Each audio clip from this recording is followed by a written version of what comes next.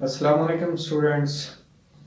आज हम लोग पढ़ेंगे चैप्टर नंबर 2 से यूनिट वेक्टर्स का टॉपिक और इसमें हम डिफाइन करेंगे कि यूनिट वेक्टर की डेफिनेशन क्या है, इसकी अपनी करेक्टरिस्टिक्स क्या हैं, ये किस पर्पस के लिए यूज़ किए जाते हैं, और अगर किसी दूसरे वेक्टर को डिस्क्राइब करना हो किसी की डायरेक्शन को, तो इनको कैसे यूज़ करके हम दूसरे वेक्टर्स की डायरेक्शंस को डिस्क्राइब करते हैं। उसके अलावा हमारे पास स्टैंडर्ड नोटेशंस क्या हैं डिफरेंट यूनिट वेक्टर्स की, और इनको किस पर्टिकुलर टास्क के लिए हम लोग यूज़ करते हैं। तो हम पढ़ेंगे स्क्रीन से। तो चलते हैं स्क्रीन पे, और अगर प्रीवियस जो लेक्चर्स हैं उन पे आपका कोई क्वेश्चन हो तो आप मुझसे पूछ सकते हैं। यहाँ पे कमेंट सेक्शन में आप लोग बता सकते हैं मुझे, तो मैं इंशाल्लाह उसे एड्रेस कर दूंगा। सबसे पहले हम यूनिट वेक्टर को डिफ़ाइन करेंगे और फिर हम कुछ स्टैंडर्ड यूनिट वेक्टर्स हैं जो फिज़िक्स में यूज़ किए जाते हैं, और जब आप बुक्स की रीडिंग करते हैं या फिर आपने फिज़िक्स के कोई टॉपिक लिखने हैं अपने बोर्ड एग्ज़ाम में, या फिर आप इंटरनेशनल लेवल पे भी जाके अगर फिज़िक्स की कुछ बुक्स पढ़ते हैं या कुछ हायर लेवल की पे जाके स्टडीज़ करते हैं, तो वहाँ पे भी ये वाले रूल्स जो यहाँ पे डिफ़ाइन किए जाएंगे ये एज इट इज़ एक्सेप्टेड हैं। तो ये इंटरनेशनली एक्सेप्टेड रूल्स हैं जो अभी हम लोग यहाँ पे डिफ़ाइन करेंगे। तो सबसे पहले हम यूनिट वेक्टर को डिफ़ाइन करते हैं।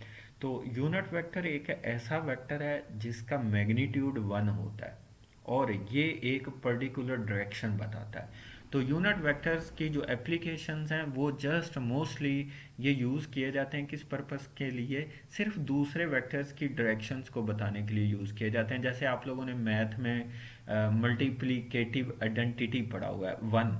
वन एक ऐसा नंबर है जिसको किसी से भी मल्टीप्लाई करोगे आंसर वही आएगा। अगर वन को फाइव से मल्टीप्लाई करें तो आंसर क्या है, फाइव आता है। इसी तरह फिजिक्स में भी यूनिट वेक्टर्स क्या हैं, इसको किसी भी वेक्टर के साथ मल्टीप्लाई कर दो, ये उस वेक्टर का मैग्नीट्यूड चेंज नहीं करते, ये सिर्फ डायरेक्शन बताते हैं उस वेक्टर की।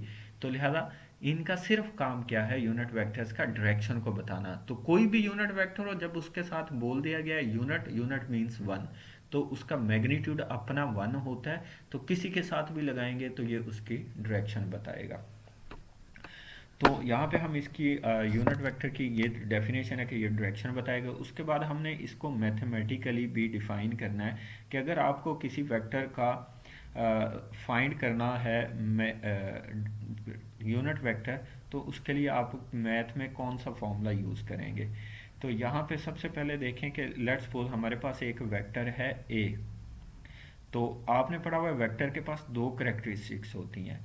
तो हर एक वेक्टर अपना मैग्नीट्यूड रखता है और अपनी डायरेक्शन रखता है। वेक्टर की ये दो करेक्टरिस्टिक्स हैं। तो हर वेक्टर किसके इक्वल होता है, ये सब वेक्टर्स के ऊपर ये वाला रूल एप्लीकेबल है। Product of its magnitude and its direction, हर एक वेक्टर अपने मैग्नीट्यूड और अपनी डायरेक्शन का प्रोडक्ट होता है। यहाँ पे ए क्या है, मैग्नीट्यूड ऑफ वेक्टर ए, और ए हैट, ए हैट क्या है, यूनिट वेक्टर ऑफ ए। ये जो मॉडुलस में लिखा हुआ है मैग्नीट्यूड है, और यहाँ पे हैट लगी हुई है ए के ऊपर, आप देखें। तो जिसके ऊपर हैट लगा होता है यूनिट वेक्टर्स के ऊपर, सब के ऊपर हैट लगाई जाती है। तो जिसके ऊपर भी हैट लगा हुआ इट मीन्स कि वो यूनिट वेक्टर है। तो अब ये क्या है, यूनिट वेक्टर ऑफ ए।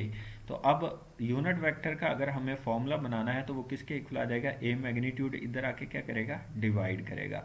तो a unit vector is equal to a vector over a magnitude. तो किसी भी वेक्टर का यूनिट वेक्टर किसके इक्वल होता है, उसी वेक्टर को उसी वेक्टर के मैग्नीट्यूड पे डिवाइड कर देंगे तो वो क्या आ जाएगा, उसका यूनिट वेक्टर आ जाता है आपके पास। तो हम इसको ऐसे भी बोल सकते हैं, ए यूनिट वेक्टर यहाँ पे क्या है, वेक्टर ए की डायरेक्शन है, और ए मैग्नीट्यूड क्या है, वेक्टर ए का मैग्नीट्यूड है। तो मोस्टली बुक्स में इसके जो क्वेश्चन पूछे जाते हैं, एक्सरसाइज में एक न्यूमेरिकल भी है इसी चैप्टर के वेक्टर्स एंड इक्विलिब्रियम्स के, तो उसमें आप लोग देखेंगे तो उसने कहा हुआ है वेक्टर ए की डायरेक्शन फाइंड करो। तो वेक्टर ए की अगर डायरेक्शन पूछी गई है तो आपसे यूनिट वेक्टर उसका पूछा गया, तो किसी भी वेक्टर की अगर डायरेक्शन पूछी जाती है तो सिंपली उस वेक्टर का हमें यूनिट वेक्टर कैलकुलेट करना होता है, क्योंकि उस वेक्टर का यूनिट वेक्टर क्या बताएगा, सिर्फ उसकी डायरेक्शन बताएगा, उसके मैग्नीट्यूड के बारे में तो वो नहीं इन्फॉर्मेशन देगा। तो यूनिट वेक्टर्स का काम ही क्या है, दूसरे वेक्टर्स की डायरेक्शंस को बताना। तो इसका ये स्टैंडर्ड फॉर्मूला आपने याद रखना है। तो चलते हैं, अब हम कुछ डिफाइन करते हैं। स्टैंडर्ड यूनिट वेक्टर्स हैं जो अब आप आगे फिजिक्स पढ़ेंगे तो वो एज इट इज़ यूज़ किए जाएंगे, और जो अभी यहाँ पे उनकी नोटेशंस और उनके मीनिंग डिफाइन हो जाएंगे आप उनको याद करेंगे और उनको एज इट इज़ आपने यूज़ करना भी सीखना है। तो यहाँ पे स्टैंडर्ड यूनिट वेक्टर्स जो हैं हमारे पास, यहाँ पे आपकी बुक में फर्स्ट ईयर के फिजिक्स में हमें 5 स्टैंडर्ड यूनिट वेक्टर्स बताए गए हैं इसी टॉपिक में। तो फर्स्ट स्टैंडर्ड यूनिट वेक्टर जो है वो है आई यूनिट वेक्टर, और आई यूनिट वेक्टर जो है वो पॉजिटिव एक्स एक्सिस को रिप्रेजेंट करता है। आप रेक्टेंगुलर कोऑर्डिनेट सिस्टम को पढ़ चुके हैं, तो एक्स वाई और जी रेक्टेंगुलर कोऑर्डिनेट सिस्टम बनाते हैं। तो जो एक्स डायरेक्शन है, पॉजिटिव एक्स डायरेक्शन, उसको हमेशा आई से शो किया जाता है। तो अगर किसी भी वेक्टर के साथ आई लिखा हुआ है तो इट मीन्स उसकी डायरेक्शन क्या है, पॉजिटिव एक्स एक्सिस है। और माइनस आई किसको रिप्रेजेंट करता है, नेगेटिव एक्स एक्सिस को। तो यहाँ पे डायग्राम में देखें, ये एक्स एक्सिस है, तो कोई भी वेक्टर अगर एक्स एक्सिस पे है तो उसके साथ आई यूनिट वेक्टर लगा देंगे।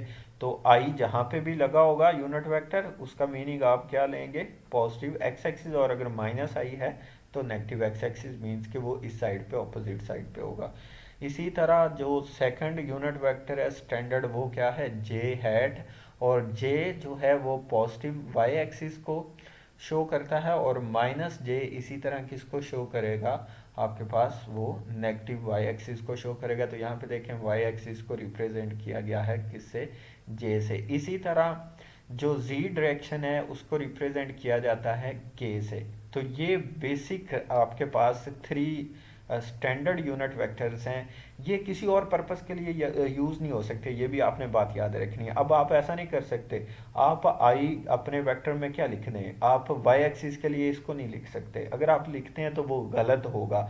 आप बोर्ड के पेपर में भी अगर ऐसा लिख देते हैं तो वो भी गलत है। इंटरनेशनली भी अगर आप कहीं पे फिजिक्स को लिख रहे हैं, या फिर आप किसी दूसरे पर्सन को फिजिक्स की कोई बात बता रहे हैं या डायरेक्शन ही बता रहे हैं, तो आप एक्स एक्सिस की को रिप्रेजेंट करने के लिए जे या के को यूज़ नहीं कर सकते। जे को सिर्फ एक्स एक्सिस के लिए यूज़ किया जा सकता है, और आई को सिर्फ एक्स एक्सिस के लिए यूज़ किया जा सकता है, जे को सिर्फ वाई के लिए, और के को सिर्फ जी एक्सिस के लिए यूज़ किया जा सकता है। तो ये स्टैंडर्ड यूनिट वेक्टर्स हैं, इनके पर्टिकुलर यूज़ हैं, इसके अलावा इनको किसी और पर्पस के लिए यूज़ नहीं किया जा सकता। तो ये 3 बेसिक है। अगर नेगेटिव यूनिट वेक्टर्स हैं तो वो नेगेटिव एक्सिस को रिप्रेजेंट करते हैं, और positive unit vectors positive unit vectors को रिप्रेजेंट करते हैं। इसके अलावा इसी टॉपिक में हमारे पास 2 और यूनिट वेक्टर्स डिफाइन किए गए हैं। तो सबसे पहले देखें, पोजीशन वेक्टर है। तो पोजीशन वेक्टर जो है वो, पोजीशन वेक्टर की डेफिनेशन इसी चैप्टर में दी गई है। ऐसा वेक्टर होता है जो किसी पॉइंट की लोकेशन बताता है with respect to origin. Position vector क्या है, ऐसा वेक्टर है, यहाँ पे देखें आर पोजीशन वेक्टर है, तो ये आपको इस यहाँ से हेड तक की लोकेशन बताता है। पोजीशन वेक्टर का काम होता है किसी पॉइंट की लोकेशन बताना। तो पोजीशन वेक्टर की डायरेक्शन बताने के लिए जो यूनिट वेक्टर यूज़ किया जाता है उसे क्या बोलते हैं, पोजीशन यूनिट वेक्टर, और इसका जो सिंबल है वो आर हैट है। तो ये भी एक पर्टिकुलर वेक्टर है जो मोस्टली लोकेशन की डायरेक्शन बताने के लिए यूज़ किया जाता है। इसी तरह नॉर्मल यूनिट वेक्टर है। नॉर्मल का मीनिंग होता है फिजिक्स या मैथ में 90 डिग्री होता है यहाँ पे। तो नॉर्मल यूनिट वेक्टर किसी सरफेस की डायरेक्शन बताने के लिए यूज़ किया जाता है। इस फिगर में देखें, ये एक पर्टिकुलर एरिया है हमारे पास, ये ग्रीन यहाँ पे आपको जो शो हो रहा है। तो एरिया जो है वो वेक्टर क्वांटिटी होता है, आपने ये भी याद रखना है। यहाँ पे डायरेक्शन मैटर करती है। अगर आप अपने फेस का एरिया देखें तो आप अभी स्क्रीन के मोबाइल या लैपटॉप की स्क्रीन पे अगर आप लोग देख रहे हैं तो आप अपने फेस की डायरेक्शन को चेंज करेंगे तो सारी सिचुएशन ही चेंज हो जाएगी। तो यहाँ पे जब डायरेक्शन चेंज करने से फिनोमिनन चेंज हो जाए तो वो क्वांटिटीज वेक्टर होती हैं। तो इस वजह से एरिया वेक्टर क्वांटिटी है, डायरेक्शन इसकी मैटर करती है। तो एरिया की डायरेक्शन हमेशा उसके सरफेस के ऊपर परपेंडिकुलर होती है। एरिया की डायरेक्शन हमेशा उसके सरफेस के ऊपर क्या होती है, परपेंडिकुलर। अगर आप यहाँ पे ग्रीन देखें तो ये सरफेस है, इसकी डायरेक्शन क्या है, सरफेस वेक्टर एरिया का मैग्नीट्यूड है। सरफेस यहाँ पे क्या बताता है, एरिया वेक्टर क्वांटिटी है और एरिया का मैग्नीट्यूड भी है और उसकी डायरेक्शन भी है। तो सरफेस आपको क्या बताता है, जो आप सरफेस कैलकुलेट करते हैं ना, वो मैथ में आप करते हैं लंबाई ज़रब चौड़ाई, लेंथ इंटू विड्थ। वो क्या होता है, वो एरिया का मैग्नीट्यूड होता है बस। और यहाँ पे ये लेंथ है, ये विड्थ है, दो लेंथ और विड्थ के दरमियान में जो ये वाला सरफेस है, ये एरिया का मैग्नीट्यूड है। इसकी डायरेक्शन देखें, बुक सीधी पड़ी हुई है, उल्टी पड़ी हुई है। अगर सीधी पड़ी हुई है तो बुक का जो सीधी साइड का पेज है वो ऊपर की तरफ है, तो उसकी डायरेक्शन ऊपर की तरफ है। लेकिन उसका जो सरफेस है वो हॉरिजॉन्टल पड़ा हुआ है, ज़मीन के साथ पैरेलल। तो ऐसे ये ज़मीन के साथ पैरेलल पड़ा हुआ है, लेकिन इसका फेस ऊपर की तरफ है, मतलब इसकी डायरेक्शन किस तरफ है, ऊपर की तरफ है। तो लिहाजा जो एरिया है या सरफेस की डायरेक्शन को शो करने के लिए यूनिट वेक्टर यूज़ किया जाता है, उसको क्या बोलते हैं, नॉर्मल यूनिट वेक्टर। तो इसको शो किया जाता है किससे, एन हेड से शो किया जाता है। तो ये वाले थे हमारे पास बेसिक 5 यूनिट वेक्टर्स, और इनको अब आपने याद रखना है। तो इससे आगे जो भी आप फिज़िक्स पढ़ेंगे तो आई, जे, के और आर और एन का पर्टिकुलर यूज़ है, इनको आपने मेमोराइज़ करना है, ताकि जब आप रीडिंग करें तो आपको समझ भी आ रही हो, और जब आप लिखें तो आप गलती ना करें, ताकि आपके मार्क्स जो हैं वो डिडक्ट ना हो।